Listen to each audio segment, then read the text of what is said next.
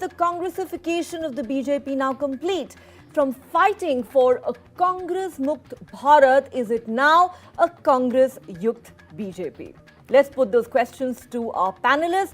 Joining me on the show tonight, Charu Pragya, National Spokesperson for the BJP, Anand Madhab, Spokesperson for the Congress, Tehseen Poonawala, political analyst, and Rajalakshmi Joshi, also a political analyst, joining me on the show tonight. Ladies and gentlemen, welcome to India Ahead. To that in a moment. Rajalakshmi Joshi, coming back to the BJP, it's always prided itself on being a party with a difference. That's what Charu just said on the show. But can the BJP really make that claim anymore? Is it really a party with a difference given the number of dynasts that it now has within its own ranks? I just rattled off a long list of names.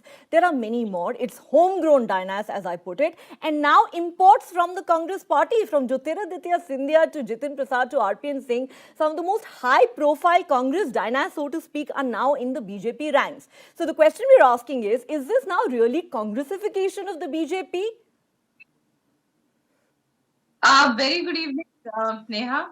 And, this is a very good, interesting question, in fact. But I would like to say that, there is a big difference between the BJP and the Congress, like very, rightly put out by Charu a few minutes ago, that, all these leaders that you spoke about, the entire list that you said, none of them have this assurance that their children will ever be able to enjoy the power that they are enjoying right now, because they will have to fight for it. There is no comfort zone here, so to say, because they have to prove their mettle.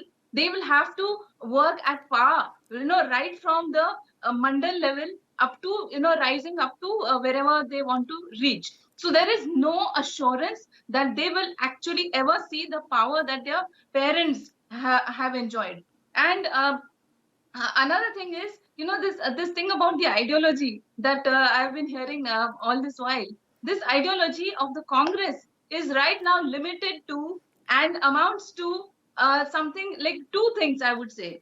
That is, the first one being that one has to be anti-BJP, and the second one being that, you have to be loyal to the Gandhi Vadra Parivar. Okay. That is the only criteria, I would say, the two criteria that one has to fulfill, and that is the ideology of the Congress right now. Okay. And another thing is, for anybody who is ambitious enough or is capable enough to rise to any position of power, I think that they would not be able to look very far ahead for two reasons. Mm-hmm. Again, that is one being that they cannot rise to they cannot even dream of becoming the Congress president or anything of that sort ever. Okay. Of being in charge ever. But let's not forget, Rajalakshmi, I know all of you are making this point about how no non-Gandhi can become the Congress president. And that, Rajalakshmi, the point that Anandji and Tehseen are making is, you accuse the Congress of being controlled by one family. Sonia Gandhi was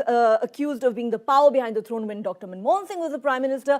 They're saying, what do you think the RSS is? It is the all-powerful entity which controls the BJP, and therefore any government constituted by the BJP at the center. What is the difference? Neha, there is a difference between the ideology and the entire party being controlled by one family.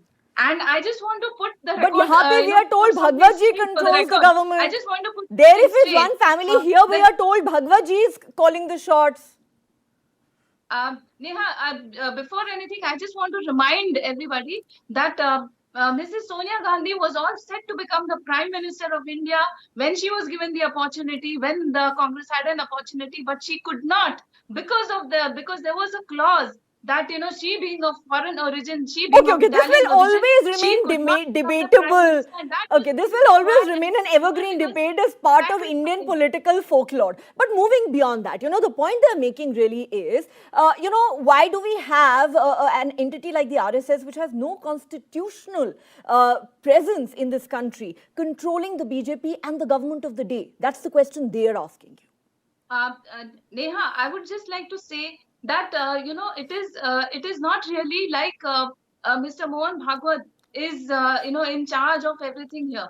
It is that it is very much a democratic process, and every MP, every MLA, every corporator, they perform their duties as per whatever is expected of them, as per even the surveys are done to make sure that every one of them is performing their duties well, and if not, then they are not given a ticket, and that is why you have Okay, a lot so of you are people saying the defecting from the BJP party follows from the perform or and perish formula. On that note, ladies and gentlemen, it's been a fascinating conversation. Thank you so much for, to all of you for joining me on the show, and thanks very much.